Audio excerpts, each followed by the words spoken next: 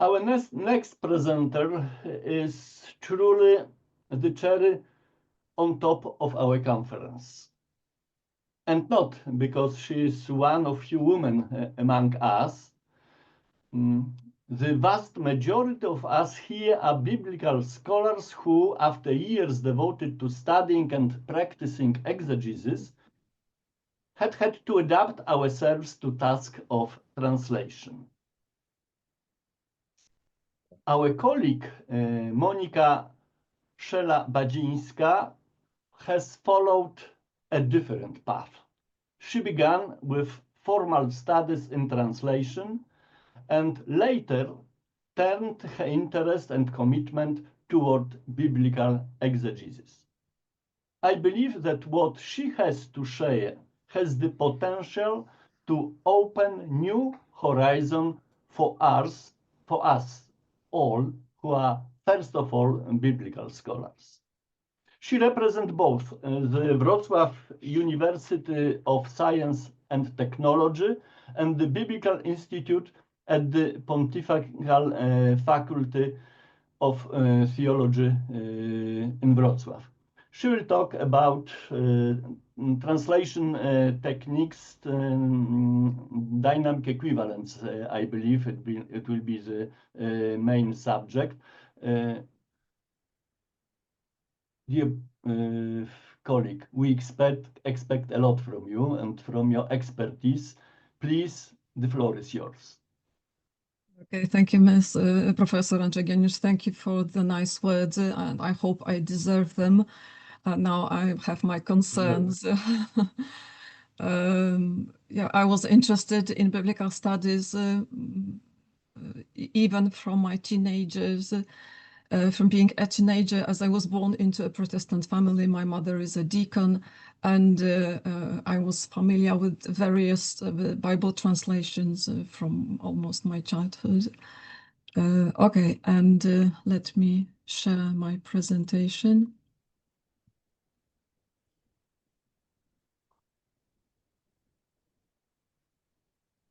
Can you see it? Yes, we do. Mm-hmm.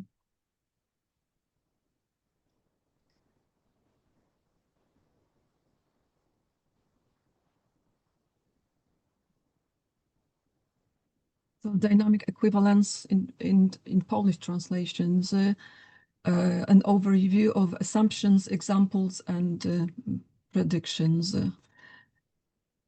So by way of an introduction, in accordance with the aim of this paper, my focus is on contemporary dynamic, also known as functional translations in scripture. The research material included those translations whose authors and editors claim they follow the principles of dynamic equivalence. My paper will be divided into three main parts. In the first one, I intend to recapitulate the theory advanced by Eugene Nida. Some assumptions seem quite popular these days, and so they may be considered obvious in some cases, but hopefully I will add a few less known. And the second part will include a list of translations made in accordance with the principles of dynamic translation. Here I would like to point to selected problems, drawing on a selection of verses. And in the third part, I intend to present the critical voices. Though the topic of my paper may sound neutral, my approach is cautious, and my objective behind studying this topic was not to rank the translations in terms of which best applied the theory. My focus was rather, let's say, future-oriented, and my intention was to draw conclusions on the prospects of the existing dynamic translations and the applicability of this theory to forthcoming renderings. As we know, the factors that led to the shift in the Bible translation theory in 1950s and 1960s combined the archaeological discoveries with new cultural and historical perspective on the formation of scripture, developments in linguistics, and the demand for the biblical text in non-European languages, alongside with promoting the vernacular translations in liturgy after Vatican II. The factors kindled an interest in common language versions for the common man and interconfessional translations that first met with some resistance, one might add. From the perspective of Bible translation, dynamic equivalence is a fundamental shift in the translation process and product, though from the perspective of general translation studies, it is but another proposal in a series of translation dichotomies, metaphrase, paraphrase, literal, free, overt, and covered, domestication, foreignization, alienation versus naturalization, even Schleiermacher's mentioned his Nachbildung, semantic communicative approach, and others you can see in the slide. The dichotomy was known to ancient translators as well, with Jerome insisting on the sense-for sense translation, with an exception of the Holy Scripture, or the exception rather, of the Holy Scriptures, where even the order of the words is a mystery. Dynamic equivalence was then more of a response to the needs of the changing world for common language Bible versions, rather than a theory brought about by independent developments in translation studies. Whether the translation should be more or less literal, the extent to which the reader, the target reader should be respected, smaller or greater, was the bone of contention, apparently from of old, as it was obvious, even though under different terms, that the spectrum of strategies ranges from literal to free for each rendering. Translations are contingent on text type, receptors, and scopus. Non-equivalence and cultural discrepancies require special techniques to be handled. Eugene Albert Nida, as we all know, a linguist, translator, and a Baptist minister who spared a Babel of Bibles, as he is named sometimes, was instrumental in formulating and advancing a meticulous theory of Bible translation, becoming, deservedly, one of its founding fathers. He applied the term equivalence in his theory, defining it as a very close similarity in meaning as opposed to similarity in form, while the dynamic equivalence was defined as a quality of a translation in which the message of the original text has been so transported into the receptor language that the response of the receptor is essentially like that of the original receptors. The term equivalence, however, which cost the lives of many trees, as we say, sometimes was introduced and made popular, as we know, by Roman Jakobson, together with his communication models and functions and divisions of translation types into intralingual, which is rewording, interlingual translation, like retelling, and intersemiotic translation. Credit to him for his exposition on how to decode the content of the source text and transfer the equivalent information to the target text. The theory of dynamic translation was laid out in three main publications on dynamic equivalence: Toward a Science of Translating, with special reference to principles and procedures involved in Bible translating, the theory and practice of translation, and From One Language to Another, Functional Equivalence in Bible translating, with which were co-authored as well. To start with the principles, let me first mention that the authors identified the following problems in previous Bible translations, like translators' expert knowledge of a problem, which leads to adopt specialist vocabulary incomprehensible to the receiver of a communication, acceptance of the translation needs as well as the only possible medium for communicating materials which have first been expressed in a foreign language, insecurity concerning the use of native languages, which may result in copying idioms and structures from the source language, the desire to preserve the mystery of the Bible, which is important, especially when we refer to the words of Jerome, when it is necessary to strictly differentiate between what is an actual mystery of the faith and the confusion when the translator does not understand what is clear. The theological presumption that the Bible is essentially a dictated document, when in fact, as we know, it is a text which preserves the author's distinct stylistic features and viewpoints, and ignorance of the translation nature and strategies, which results in focusing on particular words and adopting rather literal approach to translation. When in fact it is not enough for translators to shift from the verse or sentence level, as in some cases even the paragraph or the whole discourse level should be taken into consideration.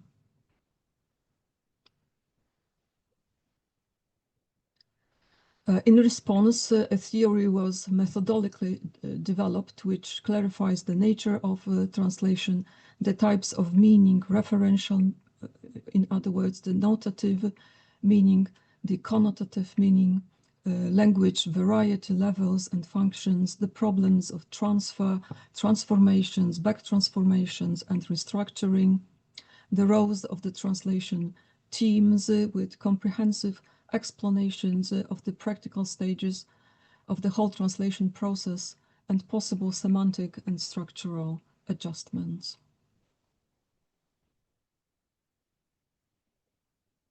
To put it in the words of Nida, translation consists in reproducing in the receptor language the closest natural equivalent of the source language message, first in terms of meaning and secondly in terms of style. The translator must strive for equivalence rather than identity, and the best translation does not sound like a translation. Here we may recognize the principle of overt and covert translation. So he explained the nature of translation, he explained language variety. I will not read all these explanations. They're only here to show you how meticulously and methodologically was the whole translation process analyzed. So he mentioned the shifts from the sentence levels to the discourse levels, semantic adjustments, the common problems of content transfer when in terms of when it comes to translating idioms, figurative meanings, shifts in central components of meaning, generic and specific meanings, pleonastic expressions, special formulas, redistribution of semantic components, explicitation, provision for contextual conditioning. He also exposited on structural adjustment, cooperation in the process of translations, and provided thorough guidelines for the selection of translators, training, and stages of the translation process. So the theory boils down to the following main tenets. Translators analyze the source text, extract its meaning, identify the kernels in all the sentences with the semantic components, and transfer that meaning into the target language. What is implicit in the text can be made explicit for the target reader. The translation is adapted to the realities of the target language and culture, which is most important for some people. Translators may use different terms, different grammatical constructions, and even different word and sentence orders to render the source. Translators are given freedom to make difficult theological concepts clear, and readers' response comes to the fore. A couple of selected translations that follow Nida's theory in various languages, like Good News for Modern Man, the Spanish, God Speaks Today, the title can be translated in this way, the German translation, the Living Bible, the French translations, the Catholic Living Bible, Contemporary English Version, New Living Translation, The Message, another, the order, as you can see, is chronological. So we have another German translation, again for Übersetzung and Parol.tv. The Polish translations include Słowo Życia, Nowy Testament, which is very interesting because I received this book for my baptism when I was 14 in the Protestant church.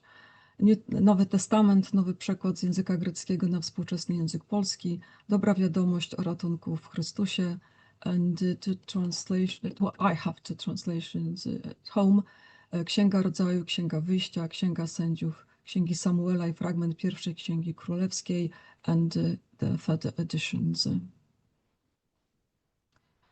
And Monika, you have still 10 minutes. Yeah, I remember. So let me show you one of the most quoted examples.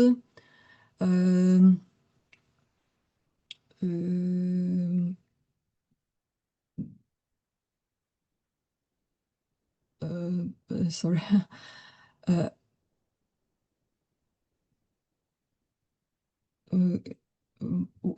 Let me show the principles in practice, because I started with an overview of the assumptions. So a much quoted example from the first letter of Peter. So as you can see, generally it is translated as girding the loins with truth in the previous translations. And the translator needs to analyze the kernels, girding the loins with true was in the previous translations. In the first attempt, the obsolete phrases should be replaced with contemporary vocabulary. So instead of girding the loins, the output can be a belt tied around your waist.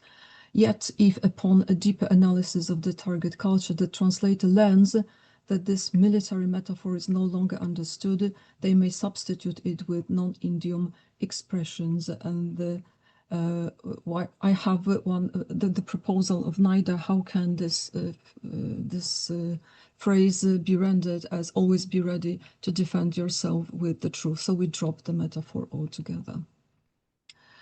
And you can see in green that the metaphor is really dropped in the contemporary dynamic translations into, it is replaced with such phrases like, so prepare your minds for action, be alert and think straight, prepare your minds for service. And in the Polish language, dyscyplinujcie swoje umysły, umysł wasz niech będzie gotowy i trzeźwy, jeżeli zachowacie czujność i rozwagę. And here I would like to mention one of the problems with the functional equivalence. When we decide to apply this approach, we may lose the intertextual connectedness, the relations with similar verses and the images, the message they convey. If we compare the verse from the first letter of Peter with other verses that contain similar expressions, we can see they retain the metaphor. So even in the New Testament, if you have a look at the letter to Ephesians, you can see that both the metaphor of the belt and putting it around your waist is preserved. The same with in the Polish translations, they return to the metaphor, opasując swoje biodra prawdą, prawdą się opaszcie, potrzebny jest wam mocny pas prawdy. And unfortunately, we lose, when we apply the dynamic principles, we lose the connectedness with, for example, similar verses in the Old Testament. As you can see, the metaphor of belt around loins and waist is preserved in some of the translations, apart from the message. Each morning, he'll put on sturdy work clothes and boots and build righteousness and faithfulness in the land. So we go at a distance, okay, from the source text. In the previous translations, we had a clear image, clear metaphor, and in the dynamic translation, we have various imaging of the text. Another problem is with the metaphors is can be seen in the translation of one of the verses from the first letter to Corinthians. And let me show you verse 24, in which verse 25, in which the cup is translated in nowy przykład dynamiczny as toast za nowe przymierze, which departs from the metaphor of the cup entirely as wznosić toast za nowe przymierze. In English, we raise the glass to propose a toast. It is a shift of meaning, as a toast is the act when a group of people will wish somebody happiness, success by drinking, for example, a glass of wine. So this is one of the main problems, that we depart from the metaphors and we change the imaging, the images, the connectedness with the previous translations and collocations we have in mind, generally in mind. And now a few minutes for the criticism that is raised at dynamic translation. So misapplied approach, as overeager or patronizing translators may end up paraphrasing the text, being too explicit, adding or changing ideas, introducing theological bias, a practice that that was deemed unacceptable by Nida.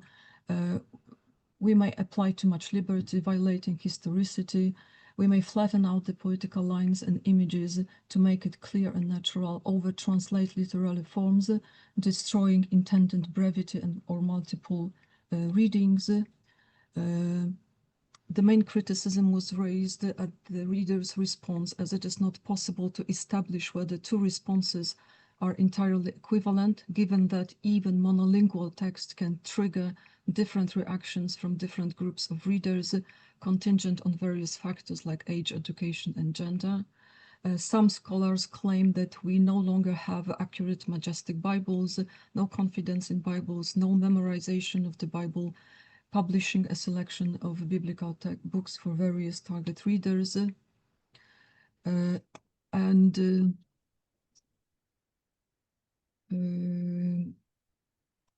Some projects, to sum up, some projects may fulfill the expository role. It is enough to have extended commentaries, even more elaborate than in the Jerusalem Bible. Some translations following the principle of dynamic equivalence may be even entertaining, but they may be considered by some scholars as not translations proper. Okay, so this is the end of my presentation. Maybe the section with examples was too short, but hopefully some papers will follow in which I will include more elaborate explanation of the examples and the problems with dynamic translation. Thank you very much. Thank you, Dr. Monika, for your critical presentation of Nida's dynamic equivalence. We have, Her Grace, 6 minutes for questions. Please feel free to ask.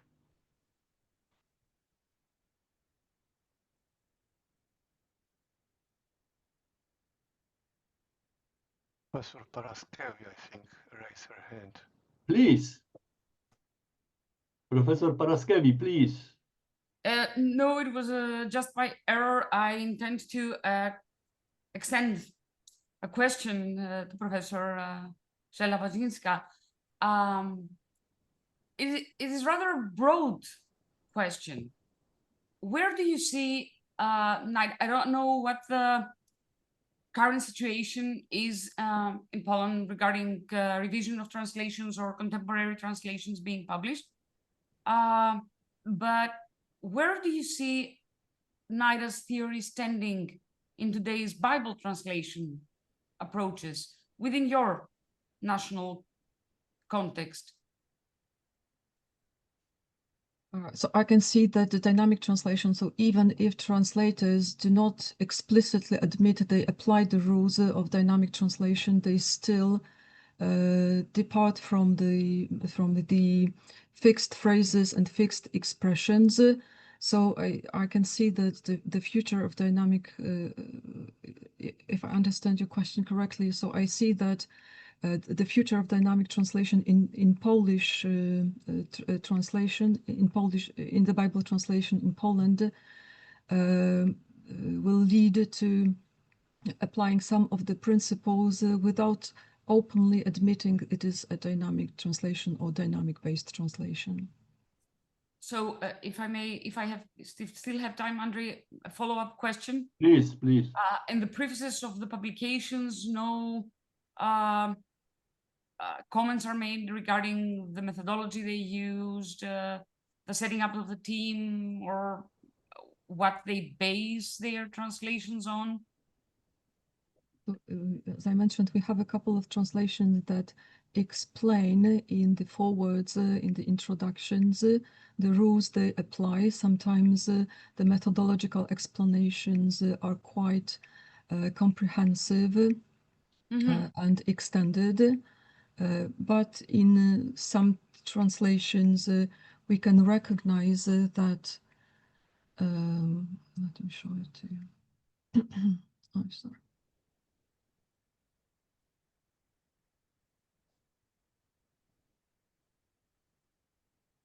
We may recognize that, for example, even in my in the Bible I read as a child, you can see that we drop the metaphor of girding the loins, and we change it into okiełznajcie umysły wasze I trzeźwymi bądźcie. The Bible prepared by Bishop Romaniuk, miejcie w pogotowiu wasz umysł.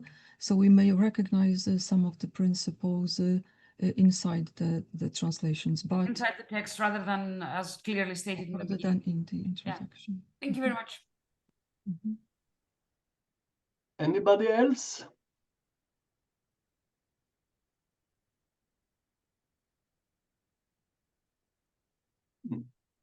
Dr. Monika, I am especially impressed by your observation that following dynamic equivalence, we risk to lose intertextuality.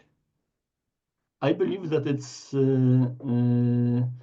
very true, and maybe it's not only the question of intertextuality, we go much higher risk. We can cut the Old Testament roots, for example, translating the New Testament. Maybe it's even a larger problem of our times. We try to think and act as everything had the beginning with our experience and with our world, as everything supposed to begin with us and was valid only if it corresponds to our way of speaking, thinking, and acting. It's a risk, I believe, that we lose the famous history magistra vitae. Do you see any passage from our side? The main postulate of dynamic equivalence to make the text understandable and felt also in our times, it's valid and it's indispensable. Otherwise, we really do a cryptic job translating. But how to avoid this risk? Do you have any idea? Well, it is difficult to propose something because even Nida claimed that we should have various texts, one for liturgical, ecclesiastical purposes and one for the common man. So maybe when we have the translation for the so-called common man, it can be treated as a kind of commentary. And when we read the more literal translations in churches during sermons, we may retain the roots with the Old Testament and the old metaphors. I would rather, as a translator, I would rather opt for more literal translations with extended commentaries in the future, rather than translators that are strictly based on the dynamic principles. Thank you very much again. You didn't run down of our expectations. Thank you very much. Excuse me, Andrzej, I think Yes. Shlomi Efrati had a question as well. Please. Thank you, Henrik. Thank you, Andrzej.